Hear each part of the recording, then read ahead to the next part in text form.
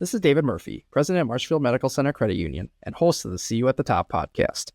I'm here to empower the next generation of credit union leaders with insights and confidence.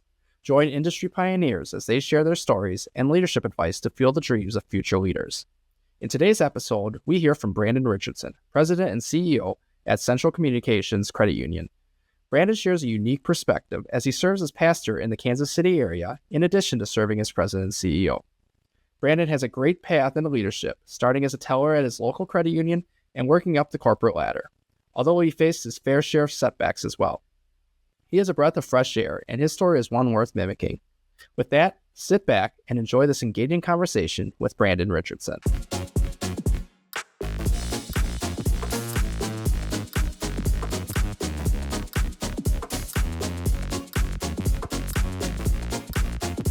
Hello, everybody. Welcome back to another episode of the See You at the Top podcast. We're on episode 7, and I am happy to be joined by Brandon Richardson, President and CEO of Central Communications Credit Union down in the Kansas City, Missouri area. So welcome, Brandon. I appreciate you taking time to join us today to talk about your journey and give us and our listeners some tips on what you've learned throughout your tenure as a leader within the industry. Yeah. Thank you for having me. It was great to connect with you. So I appreciate the opportunity to be able to share my journey.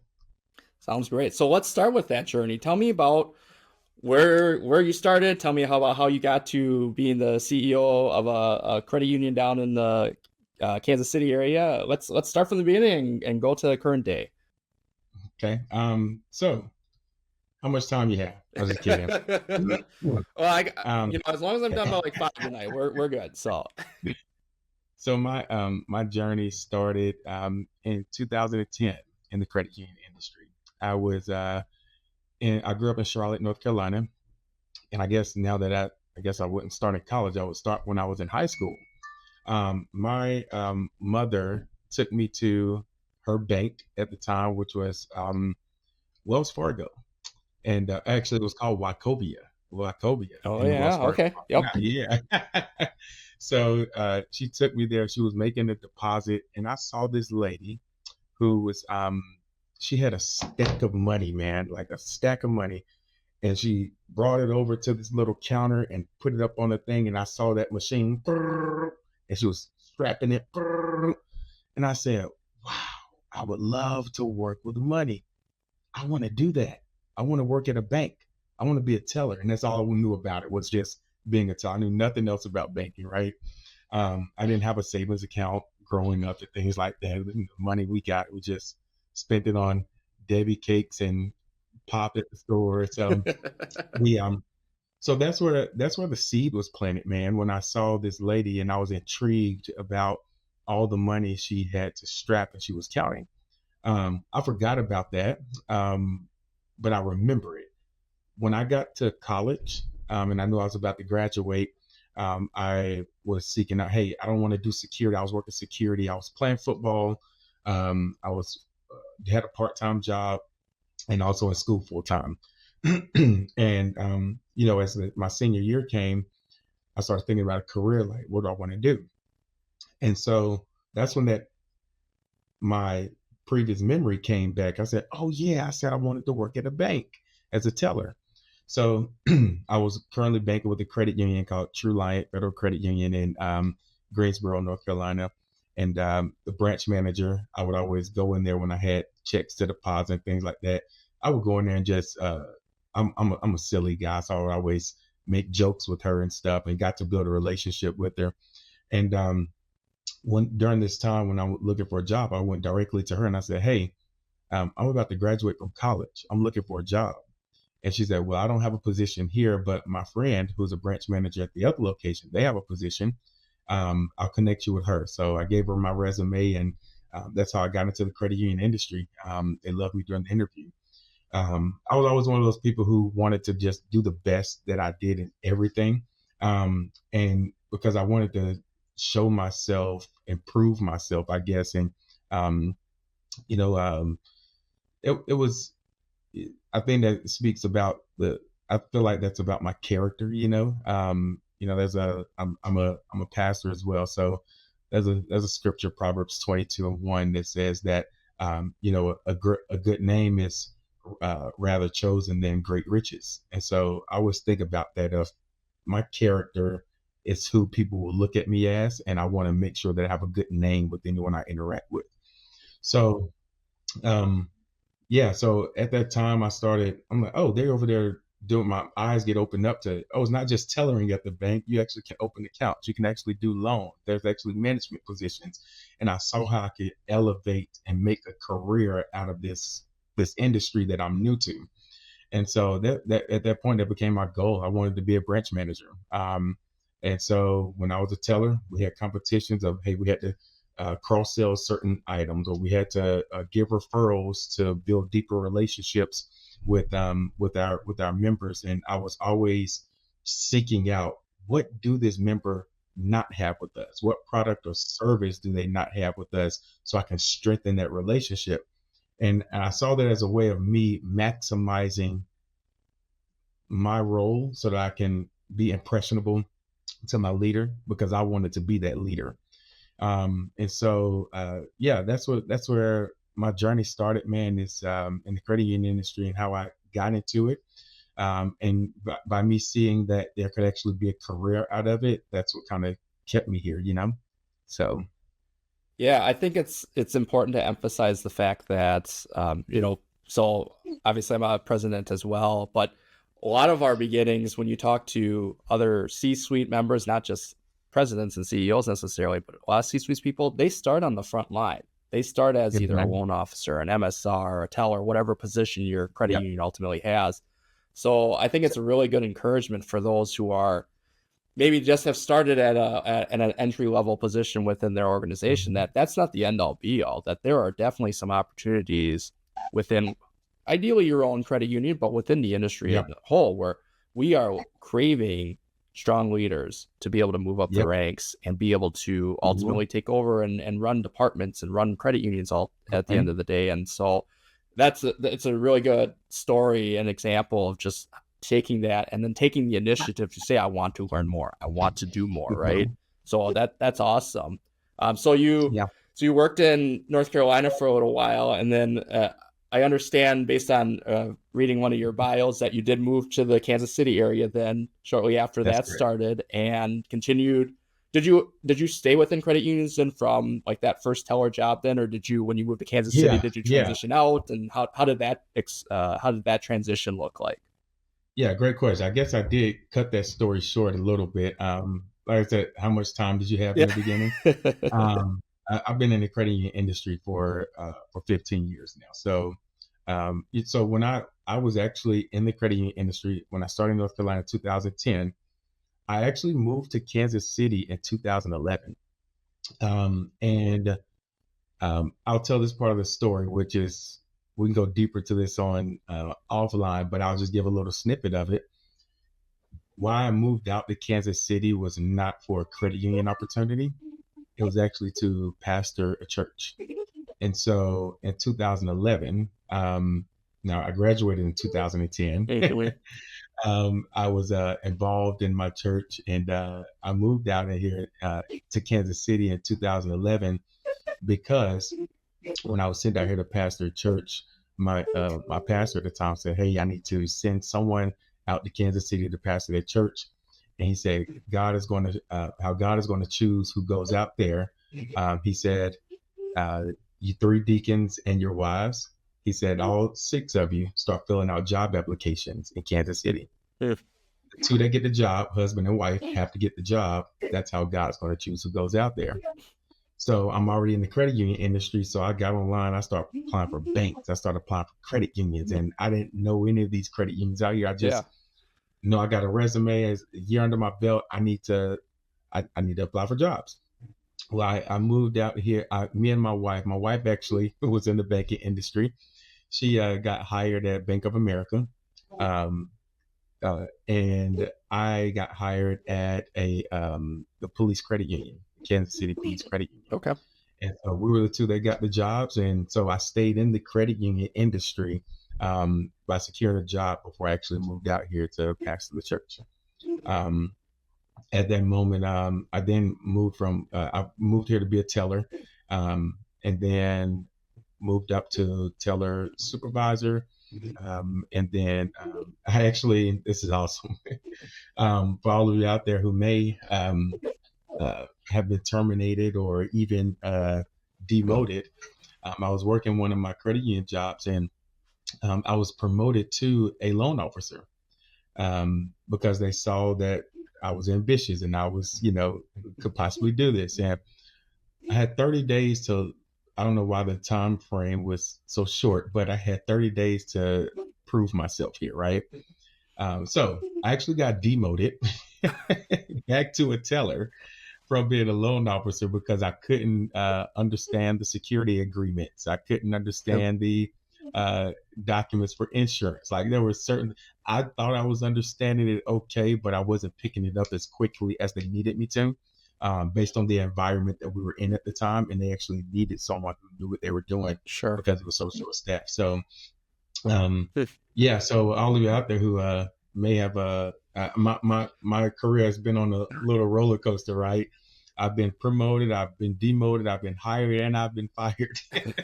So, but I kept on. I knew this is what I wanted to do, and Yeah. I knew that this was something that was in my I don't know. I just loved helping people, and I understood the products and services because I was cross selling products so much, and I had not really cross selling, but I was finding needs for people. Is how I Wicked. like to put it.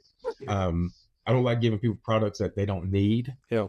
but if I can seek and look through your account and find a way to make your life better, even if it's just mobile deposit, I want to let you know about it, right? So that's just the servant person that's in me, and so that's how I got out here to the Kansas City area. Okay. Was Well, I yeah, mean that develops the perseverance skill, absolutely, because it would be easy to get discouraged and say, "Oh man, I took a step backwards. I'm never gonna achieve that ultimate goal. I'm never gonna be able to do this or do that." So good yeah. on you to Oh, be you able know to what? say it's a learning opportunity. Yeah, you know what? There was also one of my leaders who told me at one time. They said, "Brandon, banking is not for everyone." This was after I moved to Kansas City. Wow. They said, "Brandon, banking is not for everyone. Maybe you should find something else that you can do." Um, and this was through the demotion stage. Oof. And so, that was mentally weighing on me. So I started applying for things outside of the banking industry. And I was, hey, Yeah. let me look at HR. Let me look at the working for the city. Let me do something without paperwork. Since my weakness was the paperwork, let me Sure. find something where I'm doing lawn care or doing. So I started looking for other opportunities, but then it was like, no, but this is what I know, and this is what I want to do. And so, yeah, just had to find another opportunity somewhere else, Well, that's awesome. gracefully. Yep. Now, I'm sure that your background and your experience as being a pastor is gonna be part of the answer for this next question. But when you were, tell me at what point during that journey you decided or you had determined, you know what, leadership role within the industry is something that I want. I want to be, whether it was CEO at the time or whether it was a different, you talked about you were a teller supervisor at one Mhm. point and branch manager and all these other positions. Like, when during your journey did you decide, that's what I want? Um, that would have been when in 2010, man, when I first started in the industry, and my eyes were open because all I knew about banking was you open an account and you have tellers to deposit money. That's all I Okay. knew about it. And so when my eyes was opened up to that, there is more to this than counting money and depositing people's checks or withdrawing cashier's checks. Um, my that's when I knew I was like, man, I wanna be a leader. So back when I was in high school, my taste of leadership. This is why I encourage people to get into sports. I don't care what sport it is, Yeah. whether it's swimming, whether it's golf, whether it's I play wrestling, football, and tennis. Okay. Wrestling, football, and tennis, and there was the, I was a captain, and that was my first taste of leadership Hmm. when they allowed me to be a captain of the wrestling team. And I love the attention that it brought, or how people looked up to me as a leader. I would be the one, me and my brother. I have a twin brother, actually, Oh, okay. identical. But yeah, me and my brother and two other guys, we actually would, the coach didn't even have to be there.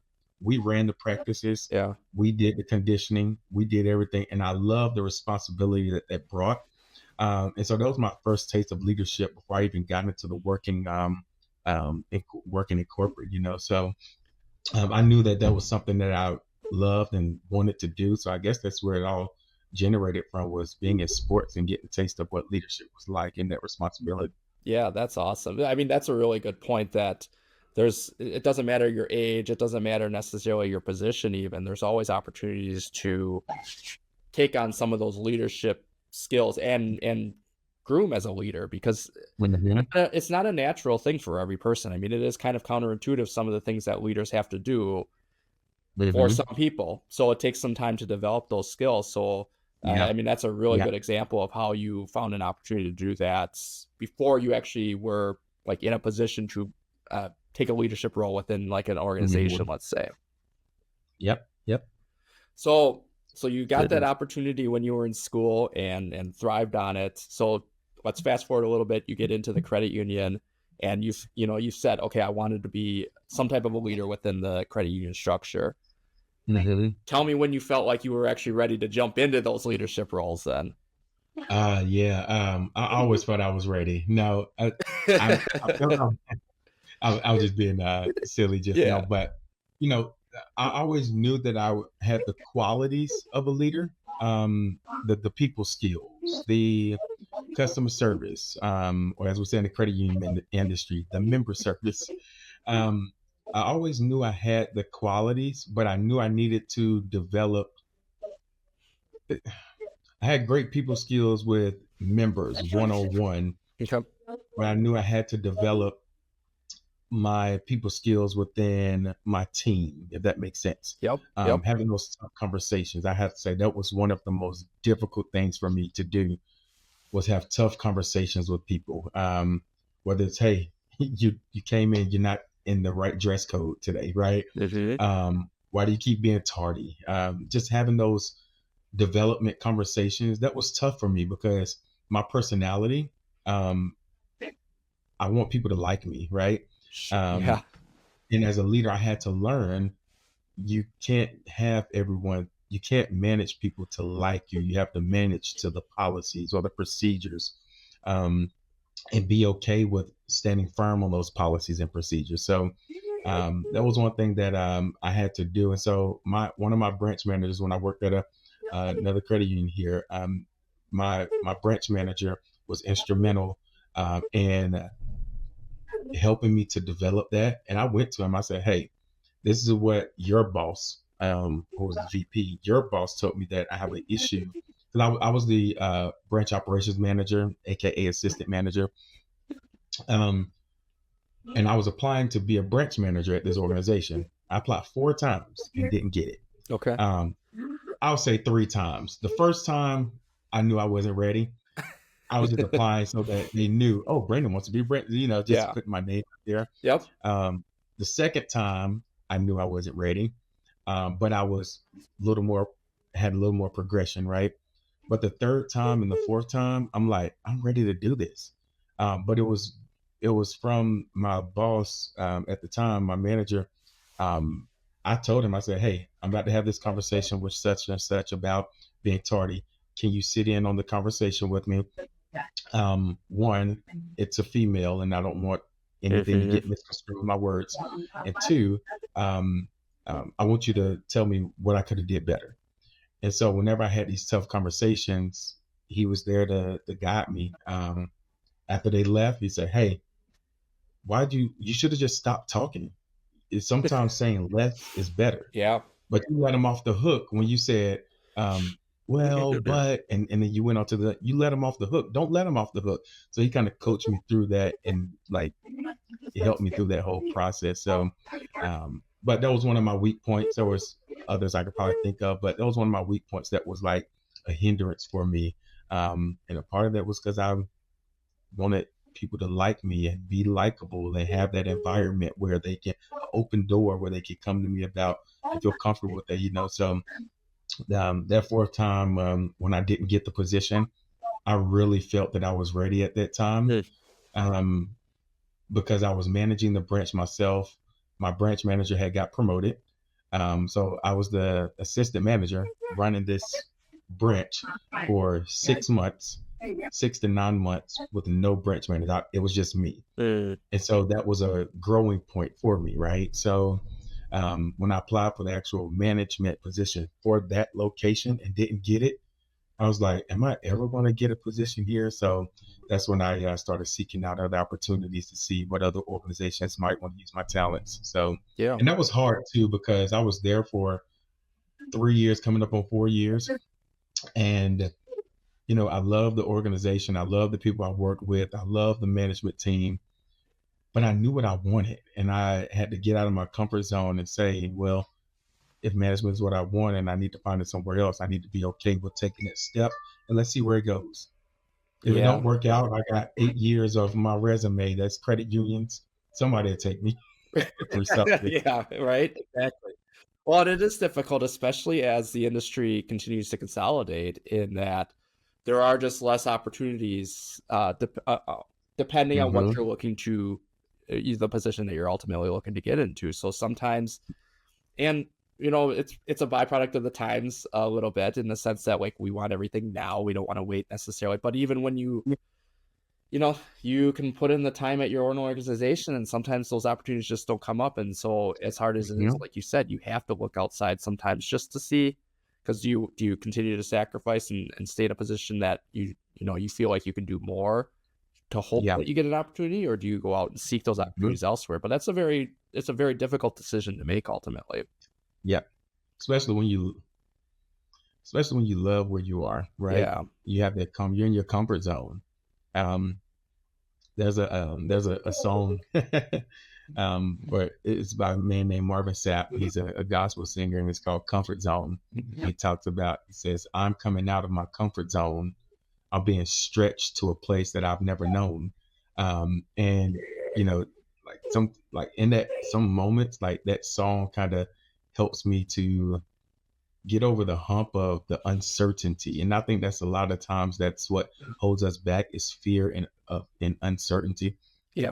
But we have to override that, right? And so get out your comfort zone, come out the box, and just go for it, and know that, hey, and having that faith enough to believe that if this don't work out, something else is going to work out for me. Yeah, I believe that's a big key. I think that you have to have that mentality, because it is easy to stay in the safe spot, but that's then nothing's going to change if you remain in the Yeah. same position ultimately. So I agree with you there.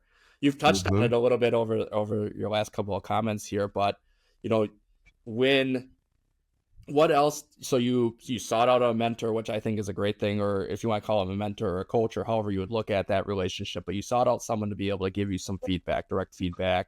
I did. You took on responsibilities, even when you were demoted, and said, well, maybe this isn't for you. You still said, okay, well, what are the opportunities for me to still continue to achieve my goal? Are there any other things that you did besides those that helped you prepare then ultimately for when you got that opportunity to end up in a leadership position?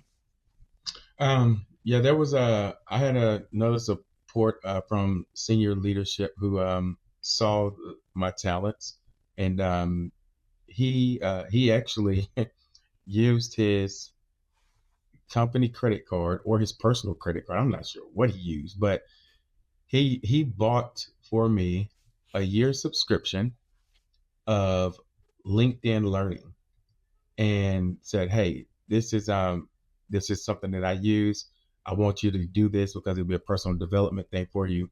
And the senior leader actually paid for my Wow. LinkedIn Learning to give these little mini things. And like they had things on there such as courses such as um, going from peer to leader, and just talking about how you're a peer with someone, now you're elevated to manager. How do you navigate that relationship, right? Yeah. Because that's something people don't think about. And so that was instrumental for me as well, the LinkedIn Learning. Um, I say also uh, LinkedIn in itself, networking, man. I can't. A lot of people. I don't know if I would be networking the way that I am if I was still in North Carolina. I just Hmm. don't know what I would be doing. Um, when I stepped out of that comfort zone. My family's there. My I hate to say my support system because when I got married, I feel like I need to do the support system. But just simple things like I have no family here in Kansas City. Yeah. So simple things that people could take advantage of, such as me and my wife, we have 6 children. We want to go out on a date. Who's keeping the children? I have Yeah. to I have to pay a babysitter, which is like I have 6 children, so I paid her like $80 to $100 to keep the kids for about 3 hours. Yeah. And then I'm going out to spend at the restaurant, and Yeah. then I have to leave the tip, and then I have to make sure they have food for those 3 hours. So now I'm ordering pizza, and so like my date nights were expensive because I had to get someone to keep the children. So just those things when I say support systems, like, hey, grandma's not there to be able to just take them for a few hours. Yeah. Um, so just stepping out that comfort zone, man, was I think was instrumental for me because it changed how I started to communicate with other people and just the network, and that's how ultimately how I end up getting into senior leadership was my network. There is a phrase out there that says sometimes it's not about what you know, but who you know. Um, Yep. and sometimes that is, you do need to know what you're doing also. So that's not 100% accurate, right? I think you need to have some kind of knowledge of what you're doing. But yes, you do need to have those connections also. And when I hear that phrase, it's really all about networking. It's not about what you know, but who you know. It's about networking. Who's in your network? Who's in your huddle? Who are you? Um, uh, who's in that group of people for you, right? And so I created a LinkedIn profile. I started to communicate with people periodically, even if I didn't even need their services or whatever. I just send them a message through LinkedIn. Hey, just checking in on you. Hope things are going well. Well, one day somebody called me and said, "Hey, I want to. I have a vice president position open, and I want you to come and help me run my credit union. Um, Wow. I'm a CEO of this institution now. I've always been a fan of yours when we worked together. You were very professional. And he said, I want you to come and help me run this institution because I know you have a lot of experience in the credit union industry." So, and that call came to me, right? Yeah. But it was because of the network and me. I would reach out to this where I would either text them or message them on LinkedIn at least once a year, right? Not because I needed something from them, but maybe it was I was asking a question, or I started a cleaning business. Hey, can I come clean your facility? Or hey, just checking in on you. Hope things are going well. Like it was just different communications we were having, and then when position came up, he reached out to me. So that was how I got into the C-suite position. But at that time, I was confident in the knowledge that I had too. So anybody out there who wants to just like go to the top, just to get to the top, like put in the work so that you can have the knowledge, so that you can be of assistance and not a burden when you have these opportunities that come. And I think that's one of the things that I would love to get out there and share with people is don't shy away from the things that you don't know, but attack it. Um, for an example, when I didn't know anything about IRAs, individual retirement accounts, when a member would come and sit down with me, I wanted to learn it. So here's an opportunity. I would have this conversation with the member and say, Mrs. Member or Mr. Member, I'm in the process of learning these individual retirement accounts. I'm not the expert in it, but I know the expert. As I'm going through this, I'm going to go through my step by step that I created. As I'm going through this, are you okay if I call my expert so they can walk me through if I get stuck? And I get that permission from them. They're like, yeah, that's fine. So then that was my learning process. They were aware that I was learning, so it wasn't that pressure there. I had this person at my disposal who I would call, and that's how I learned all that. But I could have easily said, nope, go to this other person Yeah. who already knows what they're doing, right? But I attacked it, and I became the IRA expert at my branch, right? But it wasn't because of a direct training sitting down, but it was because I attacked it when those opportunities came. I was the first one to jump up to want to do it. So it just made me valuable because I didn't shy away from it. So Yeah. don't shy away from the things you don't know. Go and attack it and learn it. the reason it's scary is because you don't have the knowledge of it. Yeah, I'm going to go back. I mean, that's an awesome story and shows the great initiative that you've taken to get you to where you're at. I'm going to go back to your comments about the networking because that's really helped me along the way significantly. Being able to not only find people that you're able to tap into when you have questions or, excuse me, that you need help with, but then to be a mentor to help others. I know, like, even when I was in college, if I would lead a study session, for example, I got way more out of that than probably the people I was helping studying, because then I knew I had to know it so thoroughly because I was explaining it to someone else, right? So I think that networking, it's we're in such a unique industry because credit unions are all about collaboration, and it does seem kind of counterintuitive to how many other industries operate. So especially if you're not built from within, let's just say, and promoted to senior leadership from within the industry, and you come in from the outside, you're thinking, well, why would I call ABC Credit Union down the street? They're my competitor. I wouldn't want to ask them and tell them what I'm doing, right? But to be able to just have those relationships and have those people to say, hey, what do you do in this situation? What's your policy on this? What's your procedure on that? I mean, I have a group of really close friends within the state of Wisconsin here that we do that all the time. And it's nothing to do with, oh, well, I'm going to steal that and I'm going to put them out of business. No, it's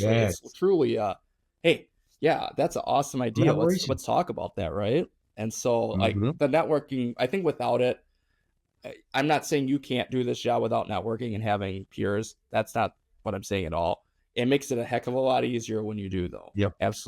And I mean, that's how we met was through LinkedIn. I reached out. I saw a post that you had shared, and I loved the mindset that you had going into that post. So I just reached out, and then we've started conversations and had some conversations over the last couple of weeks. And so you just never know who can help you, when they're going to help you. And that's another thing. Like, don't burn bridges, like it's easy to be like, Brandon, I don't need your help. I know I've been doing this for 3 years. I know exactly what I'm doing, right? You just never know when that opportunity may come up in the future. So, I mean, that's such a big key. And I echo your sentiments completely on that. Yeah. So another part of that too is, like I'm in the CUNA Management School, Southwest CUNA Management School, Credit Union Management School. And that's kind of what we do is we collaborate. We have about 80 people in our class, 60 to 80 people in our class. Okay. We have a group meet set up, and when someone needs something, I mean, all the time they're like, hey, does anybody have a policy for this or a policy for that? And people willingly share the policy. Like you said, the word you use, collaboration. And that's what I've learned from the credit union industry is we would sometimes sit back and say, well, I don't want that. I don't want to call that big credit union because I'm a small credit union. They're our competitors. And I want all these members. Like, no, like we're all in this to help people, right? And people are going to bank with you with, using the word bank as an adjective. People are going to bank with you because of certain services, right? Maybe it's that one loan officer that they just have a relationship with. That's what's keeping them there, right? It's about the collaboration and not really a competitive shark tank. And that's what I love about the credit union industry, and hope that everyone in the credit union industry can change their mindset about let's not be competitors, but let's help one another. Yeah, absolutely. Well, and that's a good transition to the next point. And I know you've mentioned individuals that have helped you along the way. Are there any other that you would point to as like they were really instrumental in getting you to where you're at today? Or maybe do you want to talk about, you talked about like LinkedIn networking and reaching to people outside, the use of people within the organization versus seeking mentors or assistance from people outside of the organization as well. Maybe touch on those 2 points if you would. It can be unsettling to ask someone to be a mentor. And I think that's because you feel a weakness when you ask someone, hey, can you mentor me? And maybe that's not the right way to say it, right? But I did this myself, actually. When I became the CEO, there's a larger credit union here in the Kansas City area.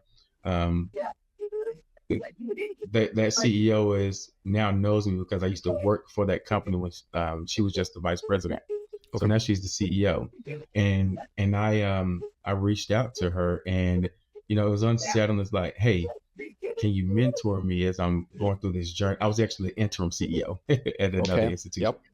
and I said, can you mentor me if I have questions? And I now that I said it this way, I would have people do it differently. So here's a learning moment that I personally grew from is I asked her, can you mentor me? And asking someone that may intimidate them. They may first feel like they're not qualified to be a mentor. And then secondly, they're probably thinking, I'm a CEO. How much time is mentoring you going to take? If I it, don't want to take away, I'm busy. How much time is it going to take? So I will reposition the question and reach out and just say, hey, I'm new to this role. Um, do you mind if I reach out to you periodically if I have certain questions and collaborate with you on certain topics if I have issues or things that I need to navigate through?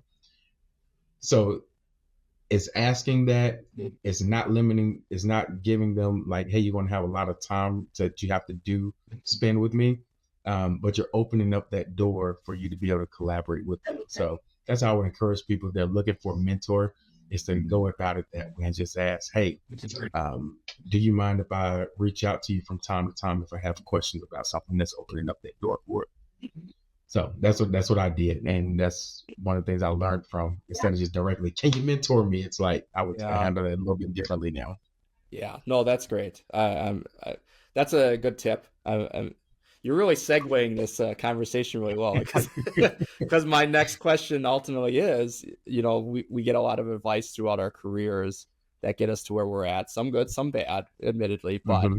is there one piece of advice that you have received over the years, whether you've learned it or you've been told it, that really changed your outlook as a leader? um, Good question, man. I would say, well, one thing that sticks out to me, and this may not be like the overarching thing, but let me grab this here. Remember that leader I told you was coaching me about through the tough conversations? Mm-hmm. So he used to tell me. So when I first got to that institution, I could not. I was a new what we call the MSR3, Member Service Representative 3, aka loan officer, universal agent. Um, I was new there, so I'm doing loans. Doing a heck of a job, man, working my butt off. And when it comes time for me to cut a check for $2.50, because we had to pay the title fee to the the state or whatever, I couldn't sign the bottom of the check because I didn't have signing authority. And I looked at him and I said, "Listen, it's $2.50. Can I go ahead and sign this? I'm doing like 25 auto Yep. loans a month, right? Can I go ahead and sign this check?" And he used to always say, "Give it to me. You'll get there, buddy." He'll pull his pen out, he'll sign it. He's like, "Here you go. You'll get there, buddy." He used to always say, "You'll get there, buddy. You'll get there, buddy." I had a conversation with him one day and I was like, "But John, you trust me enough to do an $80,000 home equity line of credit and sign documents with members, but I can't sign the $2.50 check?" They're like, "Help me let this make sense." He's like, "You'll get there, buddy." It didn't even care, right? So when I became the CEO of this credit union, I got this card here from John through a third party partner, and it said, "You got there, buddy." Oh, that's awesome. And so it's he was one of the people that was just instrumental in my journey here. So that was a cool story how they just kind of came full circle, man. Of Yeah. like, instead of "you'll get there," he sent me a card, his business card, to say, "You got there," right? Yeah. So I don't know if that covered the question or not, but if you have to ask Yeah. that question again, I can Well, dive in. I think that no, I think that that's a really cool story. The question was, one piece of advice that changed your career, but I think that yeah, it's easy again to say like, man, I'm ready. I'm ready. You talked about it a little bit earlier when you were going for that branch manager position as an example. Like, Mhm. I'm ready. I'm ready. I want to do this now. I don't want to wait 5 years. I want to do it right now. Yeah. And yeah, ideally, for all of us, it's like whenever we think we're ready, then we get an opportunity and we show it. But Yeah. sometimes it does take a little bit of time, and having the Yeah. patience to say, okay, well, you'll get there. You'll get there. But that's Mhm. hard. That's hard to tell someone, Oh especially yeah. like in that Patience. position. Pretty much is what it is. Comes down to is patience. Yeah, That's what absolutely. you'll get there, buddy. Now we're having this conversation, like you'll get there, buddy. Really means just be patient. Be patient through the process. Be patient through the growing. Yeah. It won't just things won't. Sometimes things can come overnight, but not a lot of the times, right? Some people don't have that fortune where it's just all the time just comes right up overnight. But I will say one thing that I've learned though, which I kind of touched on, is um, don't be afraid to jump in and do new things if you don't have the knowledge about how to do it. Just know who to call when you get stuck, and also and just dive in and learn Yeah. from those moments of um, when you're uncertain or don't have the knowledge. Just learning and calling the right people. Then, and that's what I would do. I would call. I say, hey, I don't know what I'm doing, but I don't want you to do it for me. Can you show me how to do it? Yeah. And I think that would be one of the things that I've learned through my process. Yeah. No, that's really good advice Help me too. out. Yeah. Definitely. You've highlighted some challenges that you've faced personally, within your journey. Are there any other ones that you would like to highlight, or maybe some, if you want to call them setbacks, or just some hurdles that you had to overcome to getting to where you're at today? Okay. Um, yeah. Like you mentioned, I've been hired and fired. I've been promoted and also demoted. Um, being okay with taking the criticism, man, Mm. of what people are telling you. And sometimes that's when my wife is. She's been a great support as well. Um, I'll go home and vent to her about certain things, and she always say, she'll not always, but she'll sometimes say, "Well, just listen to what they're saying, because I know you can get that way too, and I know this, that, and the other about you, and what they're saying is probably valid, and I don't want to hear that, right? Like, it's like, no, you're supposed to be helping me, like, stay in my mode of like, I'm right, right? Um, so yeah, man, she's been instrumental there with that. But as far as uh, yeah, setbacks and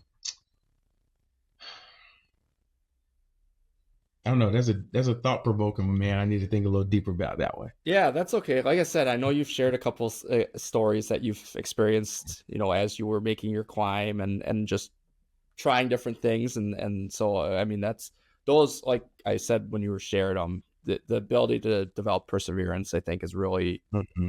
it's admirable first and foremost, but it's also something that needs to be done, because as much as we love to think that we're perfect and do everything right, we obviously, even as CEOs, we still have our fair share of, let's say, mistakes and missteps. So it's Right, it's right. having the humility to be able to take that step back and say, okay, well, maybe there is some truth in what feedback I'm soliciting here, or maybe not Mm-hmm. soliciting, but I'm receiving nevertheless, right? So, You're right. Yep, yep.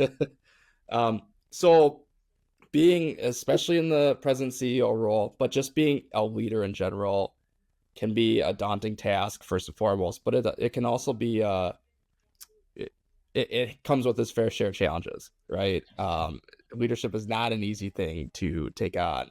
So when you are faced with some of those challenging times, where do you go for inspiration, or what do you seek out to try to rebuild some of that confidence that could be lost when you're in the midst of that challenging time? Um, maybe listen to See You at the Top podcast. Thanks for the plug. No, seriously. I A lot of my encouragement comes from scripture. Me being a faith-based person, I from the scripture. And then also, my wife, man, my spouse, she's an amazing lady, and she's tells me what I need to hear, even when I don't need to hear it. Yeah. Um, Not when I don't need to hear it. Tells me what I need to hear when I need to hear it. I guess is the proper way of saying that. When I don't want to hear it. Yeah. Um, but also encouraging as well. For instance, when I got terminated from one of my jobs, we were dealing with, we were going through a rough time, man. We had only one vehicle because we usually have two, but we had one vehicle. So we were having to, I had to drop her off at work at Bank of America. She had to go across the street to one of the retirement homes to sit in their lobby until the branch opened. Then she would walk across the parking lot to go in. But I had to drop her off early because I then had to get to work. But I got off early, so I had to pick her up. So we were going through a tough time financially and with one vehicle. And during this time, I got terminated. And I'm drove to go pick her up. And she's like, "Hey." And I said, "Man, they just fired me." And she's like, "No, they didn't." I said, "Yes, they did." And I told her what happened. She's like, "They stupid. They're dumb. That you are a talent. You are." And she was just like encouraging me about who I am as a Yeah. person. Like I'm a talent. I have so much knowledge in this industry and all of this. And she was just like, she encouraged me. And I'm like, I'm getting up tomorrow morning, putting on a suit and a tie, and my job now is going to be filling out job applications and walking my resume into buildings, right? Like, but that's what encouraged me, was like just having her support there and reaffirming to me that I'm a what I don't know what to call it. I don't know what adjective I'm looking for, but in her eyes, I'm a phenomenal person and knowledgeable, right? So from my wife and also scripture, I say is where I get my encouragement from. Yeah, those are two really strong sources to be able to Mhm. navigate some of those murky waters as you just touched Yeah, on. buddy. So that's awesome that you have that your faith has helped carry you to this point and will continue to carry you in the future, and then also that your family is a Yeah. source for that. Because yeah, it's like I said, it can be daunting, it can be very isolating and lonely when you're at the top, and so Oh, it's brother. nice to be able to Yep. have others that you can lean on, whether it is emotionally or Yeah. it's not always about I mean, as important as we've talked about having a network of credit union people to be able to get policies and that kind of stuff. Sometimes it's nice to just have a group of people to say, man, I just need you to hear my situation. Yeah. I don't need you to solve it. I don't need you to think that it's valid or Just hear me. whatever, right? I just need to talk about it, or I just need to work through this. And sometimes Yeah. having that, whatever that looks like for you, you have to have something in place for that. Yeah. Absolutely. So you bring up another thing that jogged the memory of mine was so we have at in my church we have a pastoral like group chat. So it's a video chat called Marco Polo. And so we have the video chat. And so whenever somebody has questions or ideas or things we want to chat about, we kind of use that video message as the other way Yeah. to communicate. And there's been times I was on there venting, and I mean crying, letting because my wife didn't know I was crying, but I'm in the car just bawling. But it was like a confidence in our pastoral group. It's like, yo, pray for me. This is what I'm going through. And then also I got a great tip from someone here in the fourth quarter of last year, 2024, where he told me, hey, who are the three people and the CEOs that you know that you can confidently reach out to and tell them what your issues are and have confidence that they're going to keep it close to the chest? Is that think of three names right now and write them down. I thought of four names. And I said, well, one of them I'm confident in, but I'm not sure. Like, for some reason, I'm just kind of like, should I share this information with them? Because, like, if you got a little inkling about it, take them off the list. Mm-hmm. So he told me, reach out to those three people that you have written down and say, hey, can I talk to you in confidence about something? And they all said yes. And then I was able to text them or call them and was able to talk to them. And I felt like that started to build my vulnerability started to build confidence that, hey, we're actually peers. Although we're all CEOs, like that made us Mhm. closer as peers. So I hope that tip can help someone too. Those just knowing if you got people in your industry, um, if you feel like they'll keep things close to the chest, reaching out to them and using the exact words, "Can I talk to you about something in confidence?" Yeah, no, Cool. that's a great I think, man, suggestion. you had that conversation too. When We I told did. you, I'm like, hey, you're in another state. I know in Missouri things could travel, right? I'm like, I might need to use you, man, to Yeah, just to be able to vent. Like you said, not solve my problem, but let me tell you what I'm going through. yeah, and Yep. you never know what ideas someone else might have that you just never have thought about. Sometimes when you're in the deep of it, whatever your situation you're going through, it's hard sometimes to take a step back, look at a big picture, but you get someone else's Mhm. perspective on it. And Yep. sometimes it's worthwhile. Sometimes you're like, okay, well, I appreciate, just the ability to be able to talk about it. Not necessarily going to follow what you're saying or whatever, but just to be Hmm. able to have those conversations. I mean, having that network of people to be able to do that with is huge. Absolutely. Yep. So you talked about your journey from when you graduated college, you got your first job at the credit union. So I won't necessarily dive back into that, but I will say, or let's touch on a little bit what has kept you in the industry, because I know there has been, you've talked about it, there's been some instances where it's like, oh well, maybe I do need to look elsewhere. You had a leader who specifically told you maybe you should consider doing that. So ultimately, you talked about the ability to work with people and help them meet their financial needs, but is there anything else that you would like to add to that, as far as like, I've been in the credit union industry for this long, you said 13 years, I believe it was, and this is what's keeping me here, and I want to stay in this for this reason. Is there anything else you'd like to add to that? Yeah. So actually, so I said 15 earlier. It's actually September of 2025 will be 15. So Oh, okay. 14, yeah, half or so, I guess. Um, but when man, even as a CEO right now, here we go being vulnerable again, right? And I hope this doesn't seem as a weakness, because I love what I do. I love the position that I'm in. I love navigating the credit union and developing my managers and things like that. So I hope this don't get taken out of context, but I think it's important to say because it's just me being real. With my personality, sometimes I wonder, do I need to be the CEO, or do I really want to be the VP of branch operations? Yes. And I say that because I love people interaction. A lot of times as CEO, where I'm tied to my desk hours at a time, doing board reports, working on Cecil or call reports or whatever, right? So I'm tired of my desk, and there's times almost every day where I'm sitting at my desk and I say, okay, I need to take a break. I need to have some people interaction. I'll go out there and I'll talk to my managers. I'll talk to the tellers. I'll talk to my MSRs. Get about 10 minutes of people interaction out. Then I come back to my desk to sit down, right? But it's the people interaction that drives me, man. When I was a branch manager or when I was a loan officer, I knew I want to be the one who communicates with every single person that walks through that door, because I know they're going to enjoy this experience with me. I know that because I'm going to make that happen for them.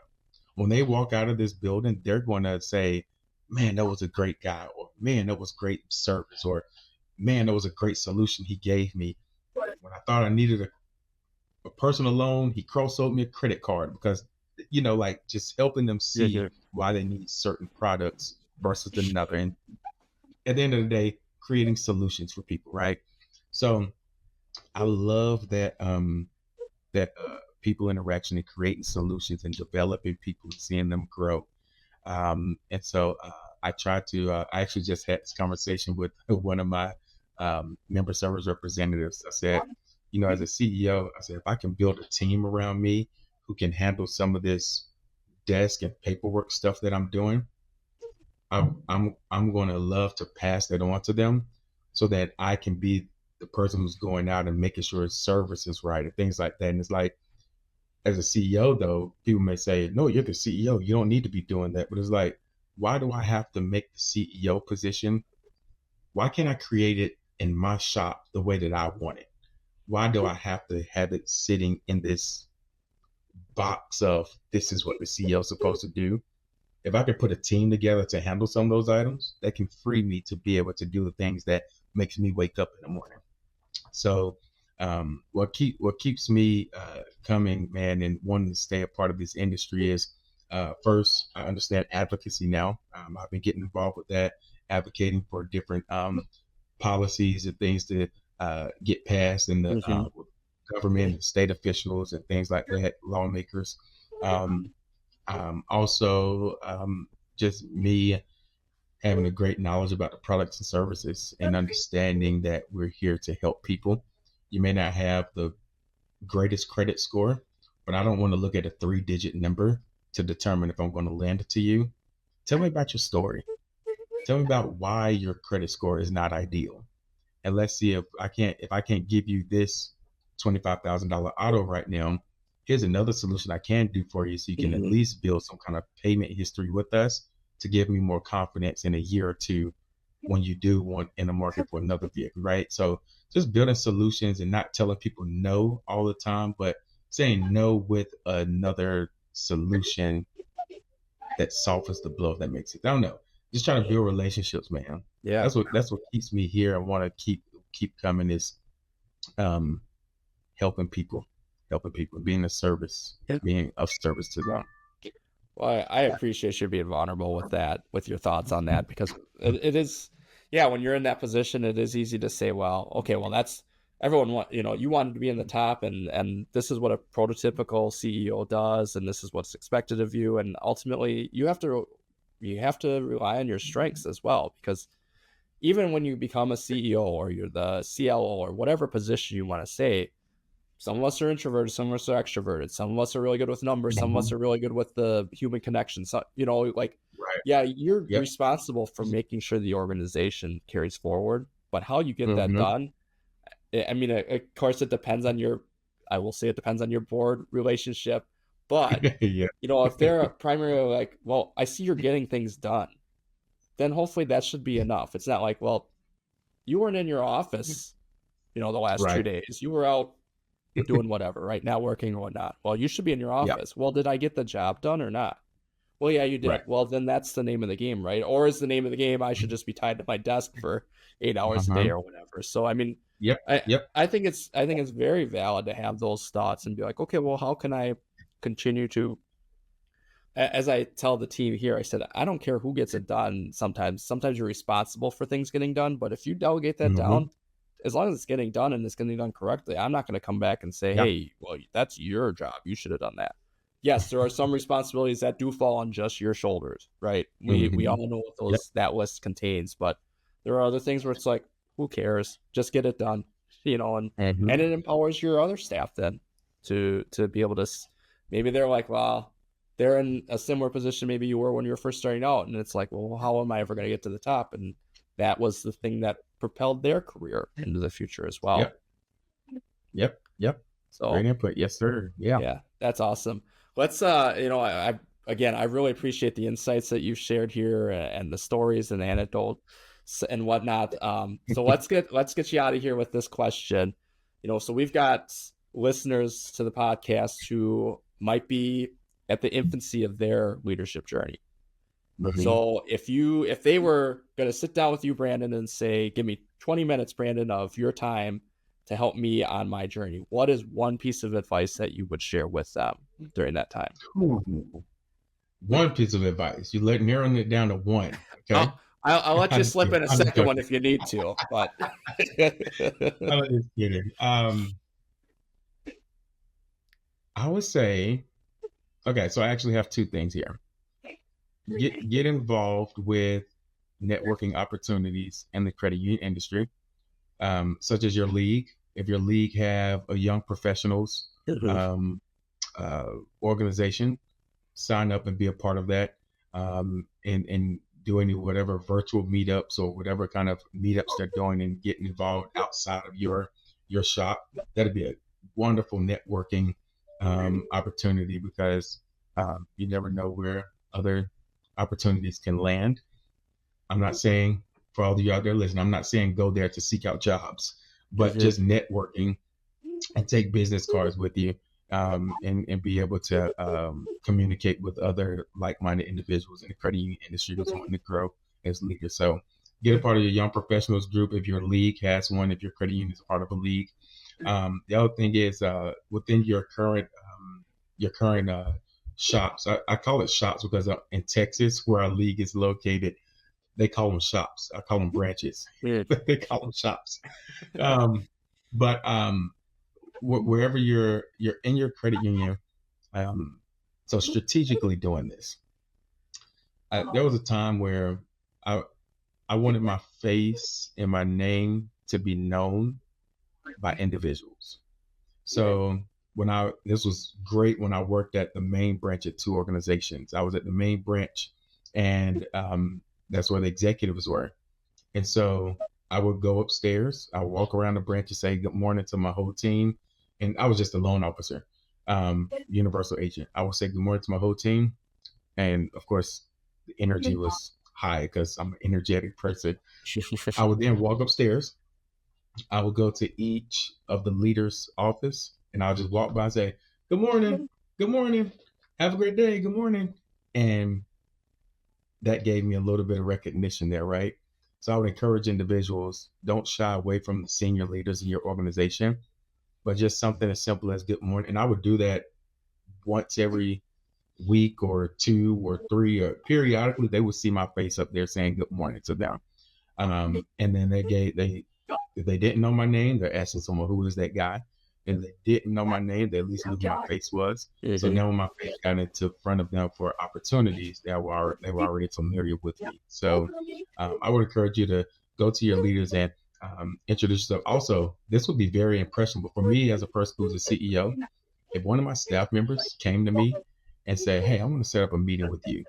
I just want you to tell me about your journey and how you got to where you are. Have a seat. Let's chat." People love to talk about themselves. And then you can get them talking about their career to you. That would be impressionable for me, as in, I know people are different, but for me as an individual, as a CEO, as a leader, an executive leader, if someone came to me and asked me that, I would think that that was very cool and very put them on the radar for me to ask them, what do you want to do? And start to build that relationship and a plan for them. So Yeah, as much as we love to think that we're rock stars, and untouchable, we're just people at the end of the day. So, yeah, that's right. Yeah, yeah. absolutely. Come up and have a conversation. It doesn't matter what the title is, because we all have Yep. stories and we all have journeys and we all have tips that we can share. Absolutely. Hmm. So, listen, Brandon, I appreciate the time. You shared a lot of really good insight here, and I I wish you nothing but the best in the future in your journey and Thank continued you, growth. sir. Because Same to you. we've got a few years left under our belts before we can consider retirement, but there's a lot of opportunities to grow as leaders within Yeah. the industry, and I look forward to seeing where the future takes you as well. So thank you. Oh yeah, absolutely. Thank you, and thank you for the podcast. And I'm glad we are connected now. So I appreciate it. Yeah, absolutely.